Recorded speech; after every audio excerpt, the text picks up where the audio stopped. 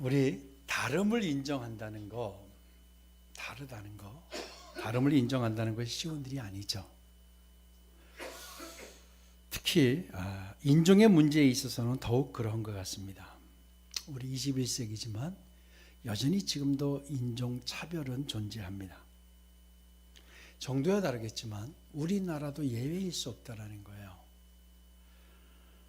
여러분들이 유럽인들이나 미국 사람들을 대하는 것과 동남아시아나 후진국 사람들을 대할 때 여러분 어떠세요? 똑같은 시선과 똑같은 마음으로 보십니까? 어떠세요? 은연중에 우리도 은연중에 사람을 구분하고 그렇게 하는 것 같아요. 여러분은 너무 인격적이어서 그렇지 않은 것 같지만 저는 그렇게 막 보인 적이 많아요. 다문화라고 할 때 이 다문화라는 단어를 찾아보니까요, 한 국가나 한 사회 속에 다른 인종, 민족, 계급 등 여러 집단이 지닌 문화가 함께 존재하는 사회를 지칭한다라고 돼 있어요. 그런데 우리의 현실은 어때요? 다문화라고 하면은 어때요? 동남아시아 사람들, 그 후 2세들 이렇게 떠오르지 않나요? 제가 잘못 생각을 가지고 있나요? 대부분 다문화라고 했을 때 하얗고 코도 큰 유럽과 미국 사람들을 보고 야, 저 사람들은 다문화야 이렇게 말씀하세요? 어떠세요? 우리 안에도 여전히 차별하고 그러는 것 같아요. 그런데 그리스도 안에서라면 이것이 달라져야 됩니다. 아멘. 그리스도인은 이 다름을 인정할 줄 알아야 됩니다. 교회라는 공동체가 다름을 인정한 데 시작한다고 해도 과언이 아닙니다. 교회는 다름을 인정하지 않으면 절대 교회 공동체가 하나가 될 수 없고 그 공동체가 유지되기가 어렵습니다. 그렇죠? 교회 공동체는 다르다는 걸 인정을 하면 됩니다. 그러면 다 이해가 됩니다. 참 이건 어려워. 저도 아주 부단히 노력하고 있는 부분인데 왜 저럴까? 왜 그럴까? 왜 그러지? 그런데 다르다고 생각하고 자꾸 그래 다르니까 나하고 다르니까 환경이 다르고 가치관이 다르고 생각이 다르기 때문에 그럴 수 있다 라고 이렇게 여기는 거, 그렇게 생각하는 거, 이게 정말 교회 공동체가 가장 중요한 가운데 하나가 아닌가 생각합니다. 사람을 다른 걸 인정하면 내가 참 내 삶의 질이 좋아져요. 근데 내가 다른 걸 인정하지 못하면 내 삶의 질이 얼마나 힘든지 모릅니다. 제 아내가 참 재밌는 사람이에요. 왜냐하면 우리 어제 2, 3일 전에 우리 보일러를 조종하는 게 우리 하준이 방에 있어요. 그래서 이게 계속 하준이가 잘 때 또 할 때 문을 열고 들어가서 이렇게 해야 돼서 그거를 이제 거실로 바꿔 놓으려고 이제 보일러를 불렀어요. 보일러 AS를 불러서 바꿔놨어요. 그래서 그날 저녁에 제 아내가 너무 기뻐했어요. 여기 사니까 너무 좋다. 그리고 다음날 아침이 되었어요. 그래서 이제 머리를 감으려고 그걸 켜는데 여전히 하준이 방에 가서 계속 더듬고 있는 거예요. 그래서 그 모습은 저는 늘상 있는 모습이니까 재밌죠. 그냥 웃으면서 제가 봤죠. 예. 여러분 다른 걸 인정하니까 삶의 질이 저도 좋아져요. 근데 왜 사람이 왜 저러지? 하루를 못 가네 기억력이. 이렇게 되면 피곤하잖아요. 그렇죠? 예, 여러분 다른 걸 인정하면 삶의 질이 좋아집니다. 아멘. 예. 그래서 우리 그리스도 안에서 하나가 되려면 바로 이런 존중하고 이해할 수 있고 좋다는 걸 인정해야 합니다. 예수님께서도요, 결박당하시기 전날 제자들과 함께 최후의 만찬을 가지신 뒤에 하나님께 드린 중보기도의 내용 가운데 이런 유사한 내용이 있어요. 요한복음 17장 우리 11절 우리 한번 보겠습니다. 하반절에 보면 거룩하신부터 한번 읽읍시다. 셋째 줄 시작. 거룩하신 아버지여 내게 주신 아버지의 이름으로 그들을 보존하사 우리와 같이 그들도 하나가 되게 하옵소서. 아멘. 하나가 되어야 한다는 걸 기도하셨어요. 서로 다른 문화, 다른 환경, 잘한 사람들은 조금씩 다른 모습을 가질 수밖에 없습니다. 이건 당연한 거죠. 그런데 이 차이를 이해하지 못하면 교회는 건강할 수가 없습니다. 용서가 안 됩니다. 그래서 에베소서 2장 22절을 보면 성령 안에서 하나님이 거하실 처소가 되기 위하여 그리스도 예수와 함께 지어져 가느니라. 우리 한번 에베소 2장 22절을 보실까요? 같이 읽겠습니다. 너희도 성령 안에서 하나님이 거하실 처소가 되기 위하여 그리스도 예수 안에서 함께 지어져 가느니라. 아멘. 우리 서로 더 이해하고 그런 교회가 되었으면 좋겠습니다. 우리 현대 대부분의 교회가요, 초대교회를 갈망합니다. 초대교회를 닮아가려고 하고, 초대교회를 계속해서 연구하고, 초대교회가 어땠을까? 초대교회 사역을 같이 우리가 따라가려고 하고 이렇게 합니다. 왜? 초대교회에 강력한 성령의 역사가 있었어요. 그래서 초대교회에 있었던 강력한 성령의 역사와 같이 지금 우리가 그러지 않아요. 도대체 왜 그럴까? 그래서 우리가 늘 연구합니다. 도대체 초대교회 안에 무엇이 있었길래 사람들이 그렇게 그리스도께 굴복했고 아름다운 모습을 만들어냈을까? 그래서 우리가 그동안 사도행전을 통해 그들의 모습을 이제 엿보았고 우리가 이제 알아가고 있습니다. 자, 사도행전 12장을 우리는 마쳤어요. 그렇죠? 수개월 동안 걸쳐서 12장을 했어요. 12장을 마쳤는데 이제 12장은 베드로의 이야기가 끝이 났어요. 그리고 13장은 성경의 초점이 완전히, 사도행전의 초점이 완전히 바뀝니다. 누구에게로? 바울에게로. 사울이라고 하는 바울에게로 이제 바뀌게 된 걸 여러분 다 알고 계실 겁니다. 자, 초대교회의 놀라운 모습 가운데 가장 인상적인 교회가 어디냐? 초대교회 중에 가장 인상적인 교회 가운데 하나가 어느 교회인지 아세요? 바로 오늘 본문에 나오는 안디옥 교회입니다. 안디옥 교회가 참 많았죠. 이 수리아 안디옥 교회입니다. 이 안디옥 교회는 선교의 사명을 정말 실천한 대표적인 교회가 바로 이 안디옥 교회입니다. 고대 안티오키아로 불린 이 안디옥은요, 여러분 잘 아시는 헬라의 알렉산더 대왕 아시죠? 알렉산더 대왕이 죽은 다음에 그 휘하 장군 4명이 그 땅들을 다 분할해서 다스리게 되었어요. 그 중에 셀류쿠스 1세가 바로 이 안디옥을 세웠는데요. 그의 부친 안티오코스를 기념하기 위해서 16개의 도시를 세우는데 그 중에 대표적인 도시가 바로 이 수리아 안디옥입니다. 이 수리아 안디옥은 바로 셀류쿠스 왕조의 수도였습니다. 그리고 외항인 이 안디옥은 이 외항과 내항이 있는데 방파제를 만들어서 밀물과 썰물의 영향을 받지 않는 것을 만든 게 내항이고, 방파제를 중심으로 바다까지 연결되어 있는 이게 이제 외항인데, 외항 도시가 바로 이 안디옥이었어요. 그래서 이 도시는 지중해 각지와 연결됩니다. 그래서 대상로가 잘 되어 있어서 통상과 무역의 요주로서 예로부터 동방의 여왕이라고 불리는 것이 바로 안디옥입니다. 그리고 이 로마 시대에는 시리아의 수도가 됩니다. 그리고 헬레니즘과 로마 시대 아주 번영을 이룬 도시가 이 안디옥입니다. 그러니까 아주 번영을 이뤘다라고 한다는 것은 각종 문화가 꽃피었다라는 이야기이기도 합니다. 그런데 그리스도를 영접한 사람들을 가리켜 그리스도인이라고 이름이 처음 등장한 것이 바로 이 수리아 안디옥이기도 합니다.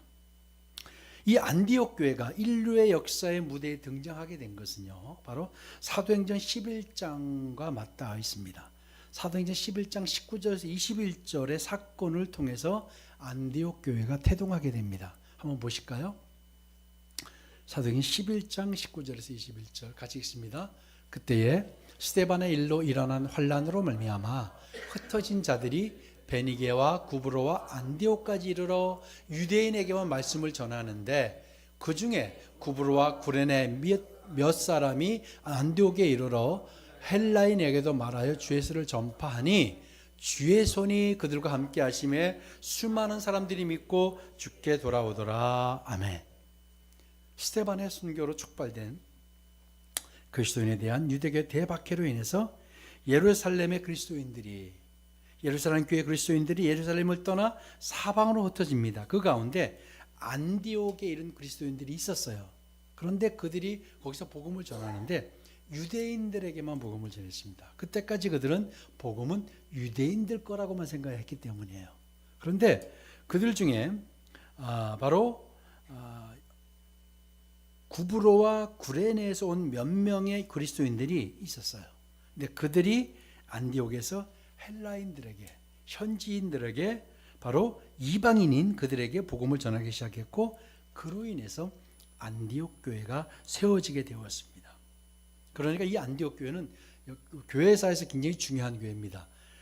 2000년 전 교회사에서 이방 세계에, 이방 나라에 이방인을 위해 세워진 최초의 이방인 교회가 안디옥 교회입니다. 이 안디옥 교회를 통해서 수많은 사람들이 주님을 영접하고 돌아오게 됩니다. 그러자 그 소식이 약 480여 킬로미터나 떨어진 예루살렘 교회까지 전달이 됩니다. 그리고 예루살렘 교회가 황급히 바나바를 그 교회 목회자로 파송을 합니다. 목회자로 파송을 했는데 바나바가 가서 보니까 이 교회의 열정이 장난이 아니에요. 그래서 도대체 자신 혼자 이 교회를 사역하기 어려웠던 거예요. 그래서 바로 의심의 여지 없이 두말할 것 없이 떠올린 사람이 누구냐면 바울이었어요. 그래서 이 바나바가 13년 동안 다소에서 직거 중이었던 바울을 찾아갑니다. 그래서 이러이러하니 같이 목회하자. 이 말을 바울이 하나님의 음성으로 듣죠. 그리고 바울이 같이 안디옥에 와서 이제 같이 목회를 하고, 그리고 어떤 일이 벌어졌느냐, 여러분이 잘 아시는 바로 세상 사람들이 예수를 믿는 사람을 그리스도인이다, 크리스천이다 라고 하는 말이 처음 그렇게 등장하게 된 겁니다. 사도행전 11장 25절 26절을 보실까요? 자, 같이 읽습니다. 바나바가 사울을 찾으러 다소에 가서 만나매 안디옥에 데리고 와서 둘이 교회에 1년간 모여 있어 큰 무리를 가르쳤고, 제자들이 안디옥에서 비로소 그리스도인이라 일컬음을 받게 되었더라. 아멘. 이렇게 이방 지역에 이방인을 위한 교회가 세워졌는데, 그러면 이 안디옥 교회 내부의 모습은 어떠했을까 궁금해지지 않습니까?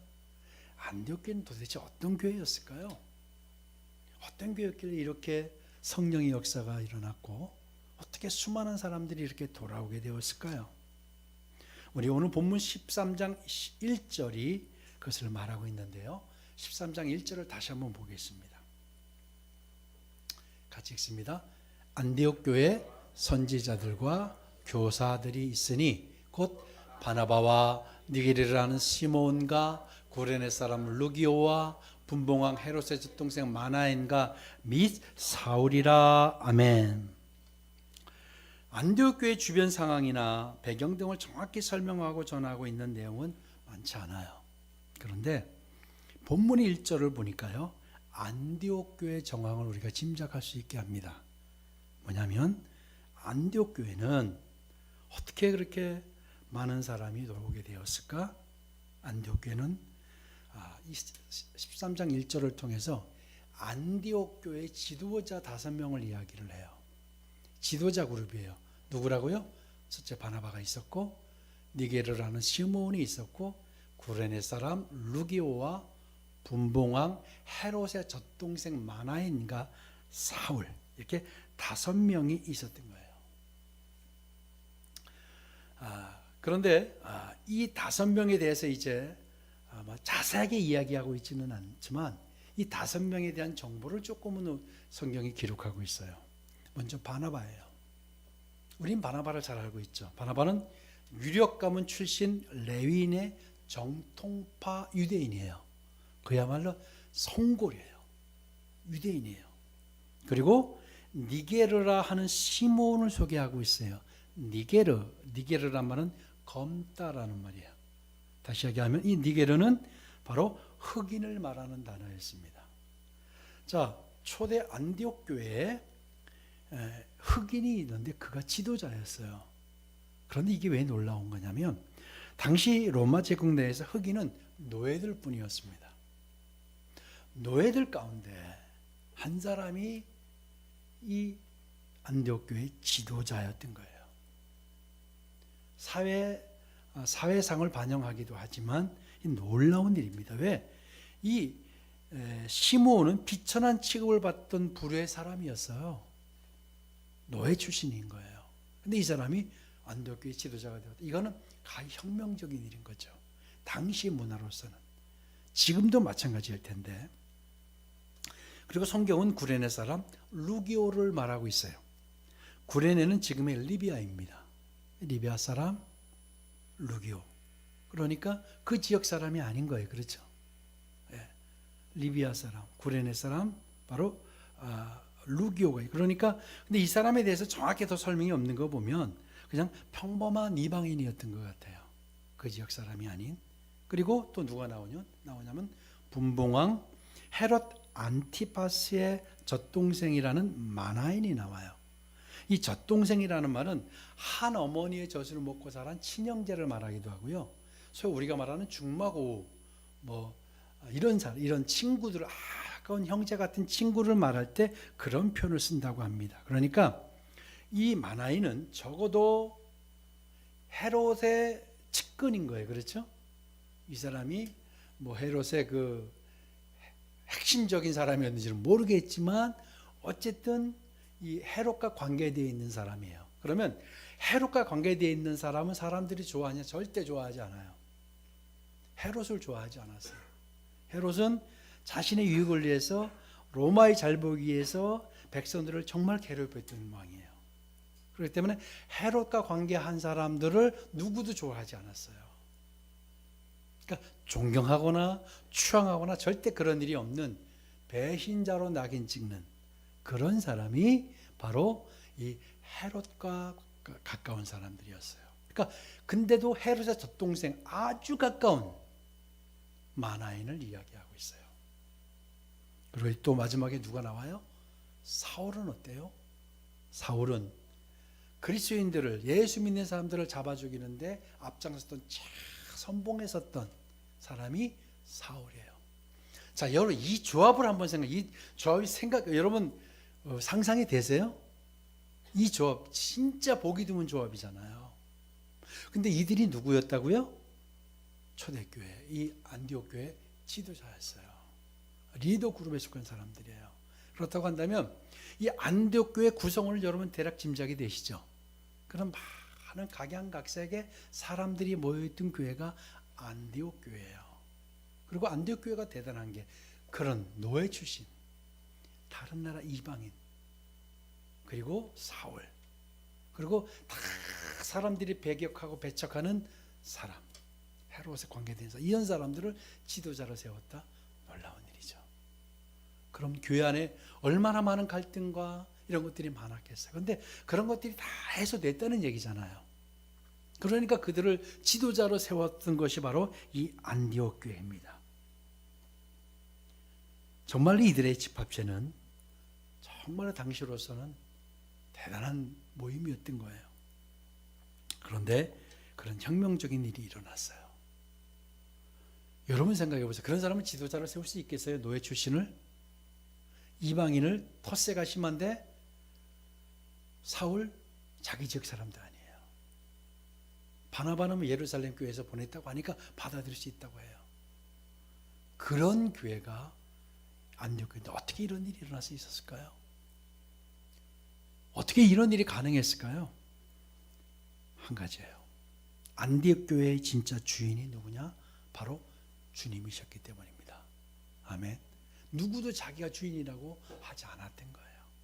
누구도 무시하지 않았던 거예요. 그리고 정말 주님이 주인 되셨기 때문이었습니다. 정말 살아온 배경이 다르고 사상도 다르고 삶의 방식 절대 같지 않죠. 지적 수준은 어떻겠어요? 달랐을 거예요. 이걸 뭘로 의미할까요?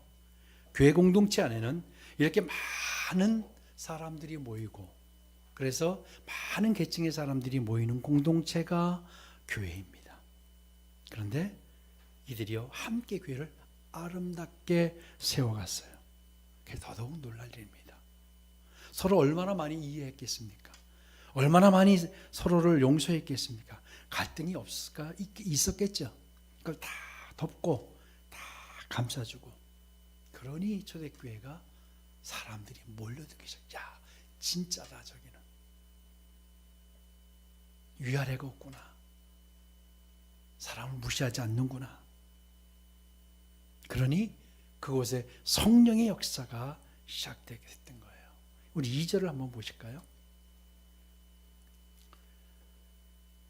2절 같이 읽습니다. 주를 섬겨 금식할 때 성령이 이르시되 내가 불러 시키는 일을 위하여 바나바와 사울을 따로 세우라 하시니 아멘.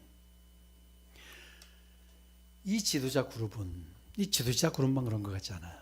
이 지도자 그룹은 주를 섬기며 금식하는 것을 마다하지 않았어요. 근데 여기 놀라운 비밀이 있어요. 금식하는 것을 마다하지 않았어요. 그러니 성령이 임하신 거예요.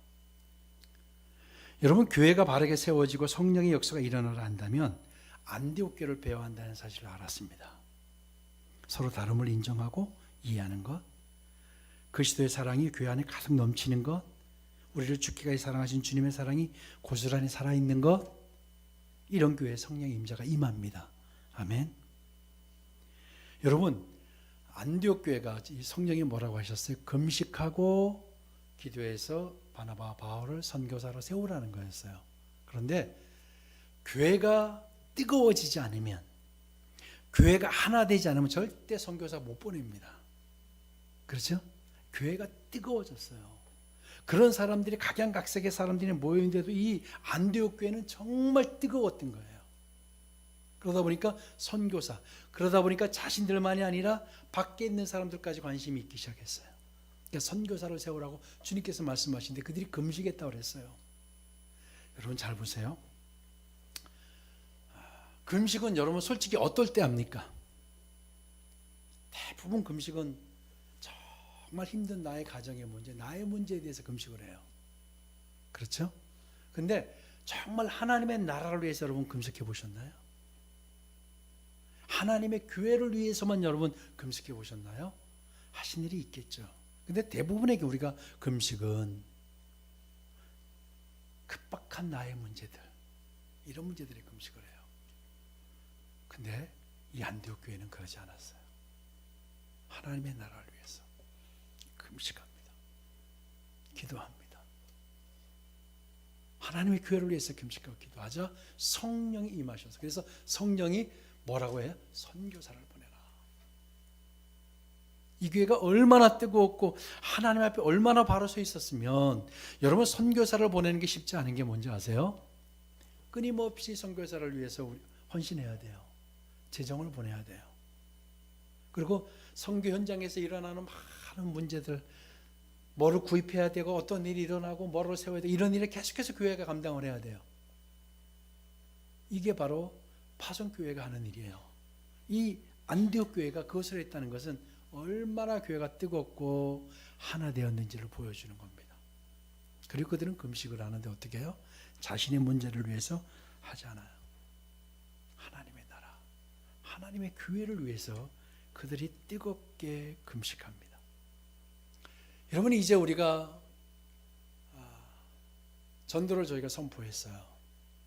이 지역에. 그런데 이번 주에 하려고 했는데 하지 못할 것 같아요. 왜냐하면 이 전도지가 또 뭐 구성상에서 다시 만드느라고 수요일 날 나옵니다. 다음 주부터 해야 될 텐데, 어쨌든 이제 우리가 전도를 선포했어요. 그러면 여러분 뭐 해야 돼요? 기도해야 되는 거예요. 금식하고 기도하는 거예요. 정말 내가 예배를 위해서, 예배팀이 한 예배를 인도하기 위해서 금식하고 기도해 보신 적이 있는지 모르겠어요. 바로 안디옥 교회가 그런 교회였던 거예요. 그러니 성령의 역사가 임하지 않을 수 없었던 거예요. 아멘. 우리 교회 부흥과 우리 교회 성장과 또 우리 교회 믿음을 위해서 우리가 기도하고 금식하는 거예요. 이제 하십시다. 선포될 때 여러분 그런 분이 있어요. 말 안 했지만 혼자 금식하며 기도하고 하나님의 교회를 위해서, 그 일을 위해서 혼자 기도하고 헌금하고 하는 분들 분명히 있습니다. 하나님이 축복하지 않을 수 없는 분들이에요. 바로 안디옥 교회가 다 거의 그런 분들이었던 거예요. 그러니 안디옥 교회가 이런 일을 감당하고 지금까지도 우리가 안디옥 교회를 오늘도 설교할 수 있잖아요. 저는 우리 교회가 그렇게 되길 축복합니다. 우리 교회가 어떻게 나가야 하는가를 오늘 본문이 정확히 말하고 있어요. 한 마음으로 함께 지어져 가는 교회, 하나님의 나라를 위해 하나님의 교회를 위해 금식할 정도로 우리의 삶을 드릴 수 있는 교회, 그리고 나 자신의 일보다 하나님의 일을 우선시해야 한다는 걸 성령이 말씀하고 있습니다. 우리가 정말 기억해, 내 일보다, 내 자녀의 문제보다, 우리 남편의, 내 아내의 문제보다 더 시급한 게 하나님의 나라, 교회. 여러분이 잘하고 있는 말씀 한번 볼까요? 마태복음 6장 33절이에요. 같이 읽습니다. 그런즉 너희는 먼저 그의 나라와 그의 의를 구하라.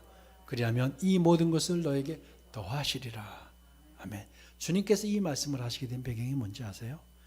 염려하여 무엇을 먹을까, 무엇을 마실까, 무엇을 입을까 하지 말라. 이런 거는 다 이방인들이 구하는 거야. 하나님의 백성이 구할 것은 아니라.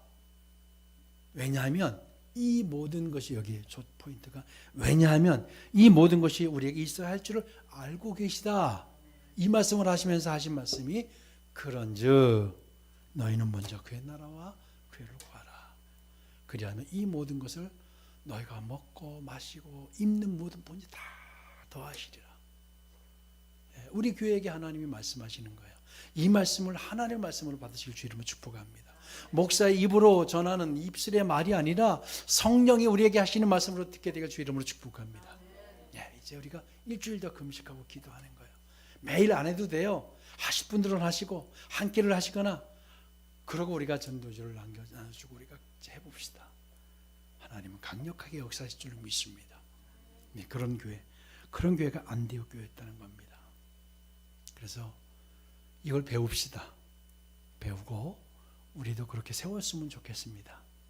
하나님이 올 한해 이제 앞으로 오늘 안수 집사님 기도하셨는데 정말 우리 교회를 통해서 큰 역사를 이루실 줄로 믿습니다. 이제 하나님께서 말씀하십니다. 이제 우리가 반응해야 합니다. 아멘. 같이 저도 금식하고 여러분들 금식을 기도하는 거예요. 복음을 위해서, 하나님의 일을 위해서 하는 거예요. 내 개인의 일, 그것보다 더 이걸 해라 말씀하시잖아요. 그러면 너에게 더 하시겠다 말씀하셨습니다. 이 말씀 붙들고 그런 마음으로 하나님, 이제 제가 교회를 섬겨 하나님의 나라를 세우겠습니다, 이런 결단을 좀 하셨으면 좋겠어요. 안디옥 교회가 어떤 교회인지 아시겠죠? 그런 뜨거운, 그런 하나 되는, 그런 여러 부류의 사람들이 모였지만 큰 일을 감당했던 교회, 그런 교회 우리 교회가 됐으면 좋겠습니다. 기도하겠습니다.